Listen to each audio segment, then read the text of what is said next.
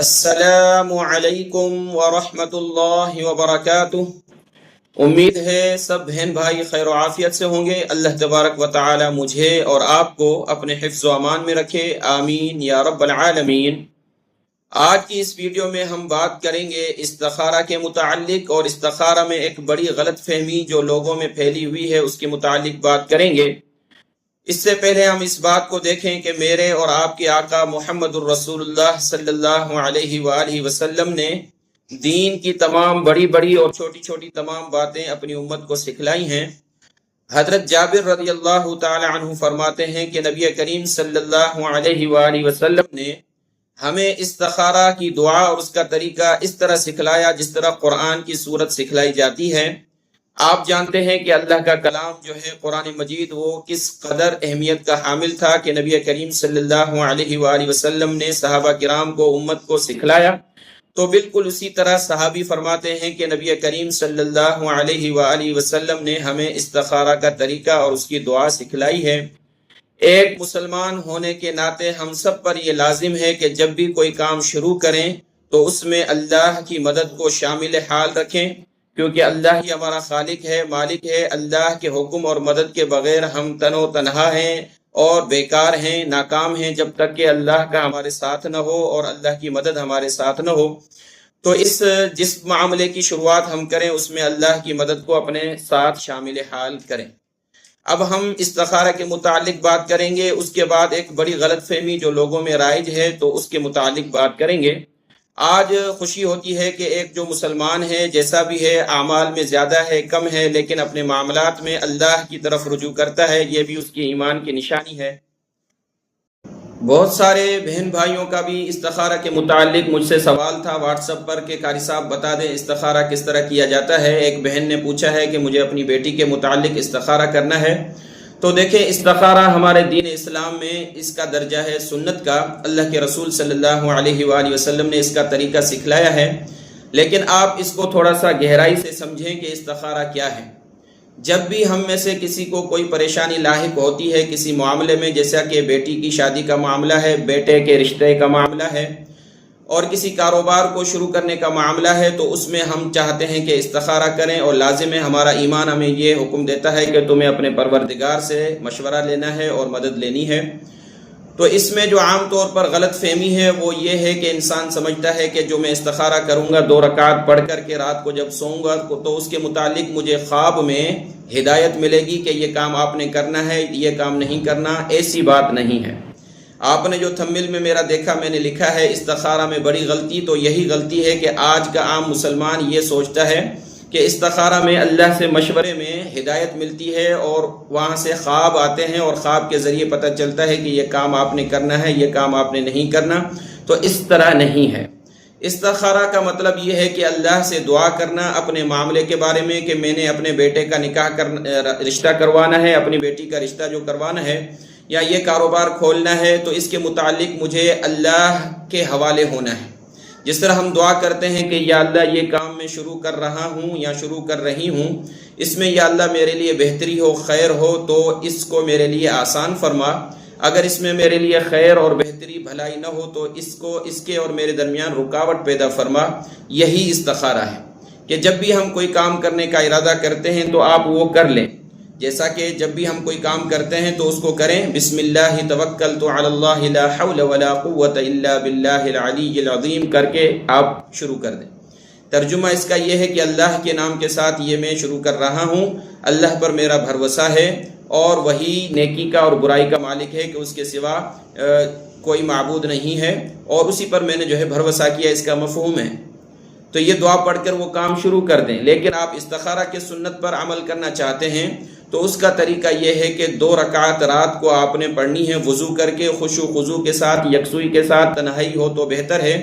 2 رکعت آپ نفل ادا کریں جس طرح ہم نفل ادا کرتے ہیں، اس کا کوئی اور طریقہ نہیں ہے۔ 2 رکعت نفل پڑھی، اس کے بعد دعا کے لیے جب ہم ہاتھ اٹھائیں تو اللہ کی حمد اور تعریف بیان کریں، جیسا کہ الحمدللہ رب العالمین۔ اس کے بعد نبی کریم صلی اللہ علیہ وآلہ وسلم پر درود پاک پڑھیں۔ اس کے بعد استخارہ کی دعا پڑھیں۔ استخارہ کی دعا آپ کو آخر میں ہم اسی اسکرین پر دکھائیں گے اور اس کا لفظ آپ کو سکھائیں گے۔ اس میں بھی یہی ہم دعا کرتے ہیں کہ یا اللہ جو کام ہے جو معاملہ ہے اس میں میرے لیے بہتری ہے تو اس میں آسانی پیدا فرما کہ وہ کام ہو جائے آسانی کے ساتھ، اور اگر اس میں بہتری نہیں ہے تو اس میں اور میرے درمیان رکاوٹ پیدا ہو جائے وہ کام نہ ہو۔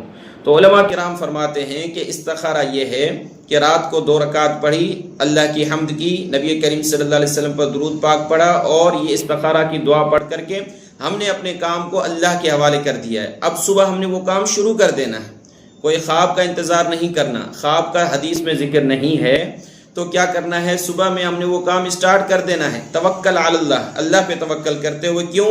کیونکہ ہم نے یہ معاملہ اللہ کے حوالے کر دیا ہے۔ اگر اس میں بھلائی ہوگی تو آسانیاں پیدا ہوتی جائیں گی، رستہ کھلتا جائے گا، برکت پیدا ہوتی جائے گی، دکان ہے تو دکان چلتی جائے گی، نکاح ہے بیٹے کا بیٹی کا تو اس میں آسانیاں پیدا ہوں گی، خیر پیدا ہوگا۔ میں نے اپنے رب پہ بھروسہ کیا ہے، اسی سے دعا مانگی ہے، اب خود کو اور اپنے معاملے کو اللہ کے حوالے کیا ہے۔ اور اس کے بعد اگر اس میں برائی ہے تو خود بخود رکاوٹ پیدا ہوگی۔ اب صبح اس کام کو شروع کریں، آسانی پیدا ہو رہی ہے، سمجھ رہے ہیں بھلائی ہے اللہ کی طرف سے، رکاوٹیں پیدا ہو رہی ہیں تو سمجھ جائیں کہ اس میں خیر نہیں ہے، پھر اس کو ہم نے چھوڑ دینا ہے، کوئی خواب آنے کا انتظار نہیں کرنا۔ بس یہ استخارہ ہے کہ اپنے معاملے کو اللہ کے حوالے کرنا، دعائے استخارہ کے ساتھ، استخارہ کی دعا پڑھنے کے ساتھ۔ تو استخارہ سنت عمل ہے، اس کا طریقہ میں نے آپ کو بتا دیا ہے۔ رات کو سوتے ہوئے وضو کریں، خشوع و خضوع کے ساتھ 2 رکعت نفل پڑھیں، لمبے سجدے اور رکوع کریں، یعنی اچھی طریقے سے پڑھنا ہے، اور دعا کرنی ہے اللہ کی حمد اور ثنا کے بعد یہ استخارہ کی دعا پڑھ لیں کہ اللہ تیرا علم بڑا ہے، میں کمزور ہوں، میرا علم اتنا نہیں ہے، میں اپنے اس معاملے کو تیرے حوالے کرتا ہوں، اور پھر اس معاملے کو شروع کر دینا ہے۔ اگر اس میں بھلائی ہوگی تو وہ جو ہے چلتا رہے گا، اس میں آسانیاں پیدا ہوں گی، اگر بھلائی نہیں ہے تو اس میں اللہ کی طرف سے رکاوٹ پیدا ہو جائے گی، جس کو ہر انسان سمجھ سکتا ہے۔ تو یہ ہے استخارہ کا طریقہ اور اس کا یہ مفہوم ہے۔ تو بہت سارے لوگ سمجھتے ہیں، میسج کرتے ہیں قاری صاحب کتنے دن پڑھنا ہے، اگر خواب نہ آئے تو پھر کیا کریں؟ تو دیکھیں خواب تو آئے گا نہیں، کیوں؟ کیونکہ اپنی طرف سے ہم اس بات کو گھڑ لیں تو یہ ایک بدعت ہے، غلط بات ہے، دین میں نئی چیز کو ہم نے ملا دینا ہے، بلکہ جو قرآن حدیث میں یہ بات ہے، جو احادیث میں نبی کریم صلی اللہ علیہ وآلہ وسلم نے سکھلایا ہے استخارہ کے متعلق، اس کا طریقہ اور مفہوم، اس میں خواب کا ذکر نہیں ہے۔ تو میرے جتنے بہن بھائی سوال کرتے ہیں استخارہ کے بارے میں تو اس مفہوم کو سمجھ لیں اور معاملے کو اللہ کے حوالے کرنا ہے۔ اس طرح 2 رکعت پڑھ کر کے حمد کر کے اللہ کے نبی صلی اللہ علیہ وسلم پر درود پاک پڑھ کے اور استخارہ کی دعا پڑھ کے سو جانا ہے اور اللہ پہ توکل رکھنا ہے۔ رشتے کا معاملہ ہے، کاروبار کا معاملہ ہے، نوکری کا معاملہ ہے، اس کو بسم اللہ توکلت علی اللہ لا حول ولا قوت الا باللہ العلی العظیم پڑھ کے اللہ پہ توکل کر کے اس کو شروع کرنا ہے۔ ابھی اسکرین پر آپ کو یہ نظر آئے گی دعائے استخارہ، اس کا ہم ایک دفعہ دہرائی کر لیں گے، آپ بھی دیکھ لیں تاکہ آپ کو پڑھنے میں آسانی ہو۔ اللہ تبارک و تعالی ہم سب کو اپنی دین کی صحیح سمجھ عطا فرمائے۔ السلام علیکم ورحمۃ اللہ وبرکاتہ۔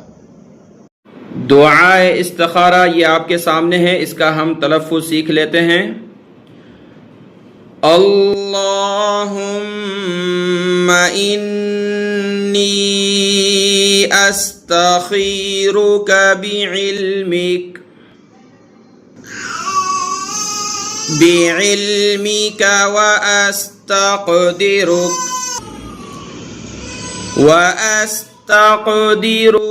بقدرتك وأسألك من فضلك العظيم فإنك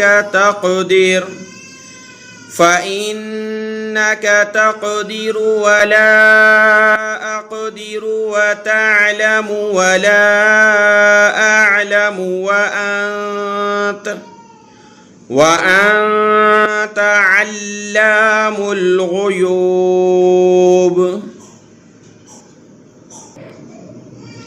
آگے ہاذا الامر پہ جو یہ لکیر لگی ہوئی ہے، یہاں پر آپ نے اپنے کام کو ذہن میں رکھنا ہے۔ اس کا ترجمہ ہے، اے اللہ اگر تو جانتا ہے کہ یہ کام بہتر ہے میرے لیے تو یہ کام جو بھی آپ کا کام ہے اس کو نیت میں، تصور میں آپ اس کا تصور کریں۔ اللہم ان کنت تعلم ان هذا الامر خیر لی فی دینی ومعاشی وعاقبت امری فاقدره لی ویسره لی ثم بارك لي فيه وإن كنت تعلم أن هذا الأمر شر لي في ديني ومعاشي وعاقبة أمري. جو میرے پاس ترجمہ قرآن مجید پڑھ رہے ہیں وہ ان الفاظ کو شاید سمجھ سکتے ہیں، جیسے کہ وَإِن اور اگر كُنْتَ تو تعلم جانتا ہے، ان بے شک هذا الامر یہ معاملہ شر لی برا ہے میرے لیے، فی دینی میرے دین کے معاملے میں، و معاشی اور میری معیشت کے بارے میں، و عاقبت امری اور میرے معاملے کے انجام میں برا ہے. فاصرفه عنی واصرفنی عنہ واقدر لی الخیر حیث کان ثم ارضنی بہ. تو یہ استخارہ کی دعا تھی، اس کو پڑھ کر کے اللہ پہ توکل کر کے وہ کام شروع کرنا ہے، اللہ کے حوالے کرنا ہے. السلام علیکم ورحمۃ اللہ وبرکاتہ.